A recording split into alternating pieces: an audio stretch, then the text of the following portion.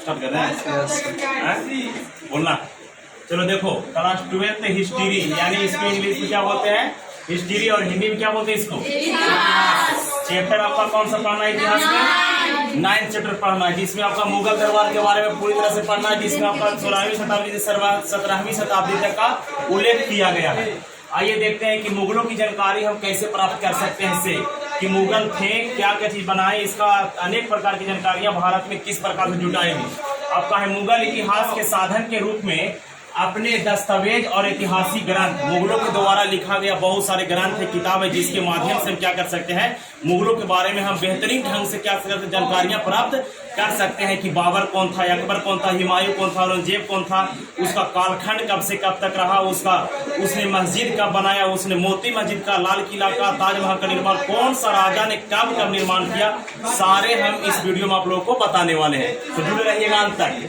चलिए देखिए, मुगलों का संक्षिप्त इतिहास कहां से मिलता है ये जानते हैं हम लोग। पहला पॉइंट लिखे प्यारे बच्चे आपका, कि मुगलों ने 1526 ईस्वी से लेकर 1857 ईस्वी तक भारत के विभिन्न भागों पर क्या किया, राज्य किया।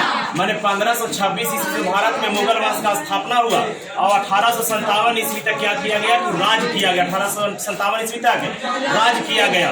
तो शुरुआत कब हुआ भारत में मुगलों की, 1526 में। मुगल वंश के संस्थापक कौन थे, बाबर। कौन था, बाबर। इसके बाद दूसरा पॉइंट में देखिए लिखा गया है कि मुगलों ने एक संगठित साम्राज्य की स्थापना किया, एक ऐसा साम्राज्य बनाया जो सोच लो कि 1526 ईस्वी से 1857 ईस्वी तक इसका कालखंड चला। 5 साल के इलेक्शन मात्र होता है, अभी चुनाव हुआ 2024 में, और फिर 5 साल बाद लोकसभा का भांग हो जाएगा, फिर से नया प्रधानमंत्री बनेगा, फिर से नया राष्ट्रपति बनेगा।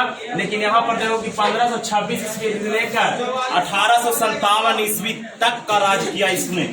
तीसरा पॉइंट लिखे हैं कि संपूर्ण मुगल काल को 2 प्रमुख कालखंडों में बांट दिया गया था। पूरा भारत में जो मुगल काल चला, वो पूरा मुगल काल को 2 कालखंडों में हम लोग पढ़ेंगे इस पूरी तरह से चैप्टर में। पहला कालखंड है आपका 1526 से 1707 ईस्वी तक, जिसमें हम बाबर से लेकर औरंगजेब तक के बारे में पढ़ेंगे। बाबर से लेकर औरंगजेब के बारे में 1526 से 1707 ईस्वी के कालखंड को मुगल काल में प्रथम कालखंड के नाम से जानते हैं। दूसरा कालखंड देखिए, दूसरा कालखंड में क्या हुआ कि 1707 ईस्वी से 1857 ईस्वी तक चला, जो भारत में सबसे बेहतरीन क्रांतिकारी हुआ, स्वतंत्रता क्रांति, जिसको 1857 की क्रांति के नाम से जानते हैं, जिसमें आपका मंगल पांडे, ये सारे व्यक्तियों के बारे में पढ़ना है, उसकी जानकारियां हमने लेंगे उसमें।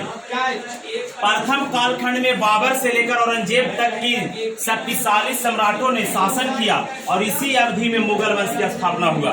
प्रथम कालखंड में अभी हम बताएं आप लोगों को कि बाबर से लेकर औरंगजेब तक के कालखंड के बारे में जानकारी लेंगे, जिसमें इसी समय आपका मुगल वंश की स्थापना होता है 1526 ईस्वी में पानीपत की प्रथम लड़ाई लड़कर, किसके साथ, बाबर और इब्राहिम लोदी के साथ होता है, जिसमें बाबर पूरी तरह से इब्राहिम लोदी को मारकर मैदान में धज्जियां उड़ा देता है। और इसके बाद पहली बार बाबर भारत में तोपखाना का यूज करता है, यानी तोप चलाने का। तो तोप चलाने का यूज पहली बार भारत में किस शासक ने किया, बाबर ने। चलिए देखिए, इसके बाद द्वितीय कालखंड में साम्राज्य का क्रमिक पतन और समापन हुआ।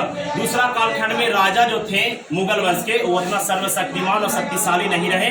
उस क्या हो गया, जिसके कारण मुगल वंश पूरी तरह से ढहते चला गया और नाम और निशान मिट गया। अंतिम मुगल बादशाह शाह आलम द्वितीय थे, जो 1857 ईस्वी क्रांति में अंग्रेज उसको गिरफ्तार करके म्यांमार भेज दिया और उनके दोनों बेटों को तोप में बहान कर अंग्रेज सीधे उड़ा दिया था। वीडियो पसंद आया तो लाइक करिएगा, चैनल पर नए होंगे तो सब्सक्राइब करिएगा। जय हिंद, जय भारत।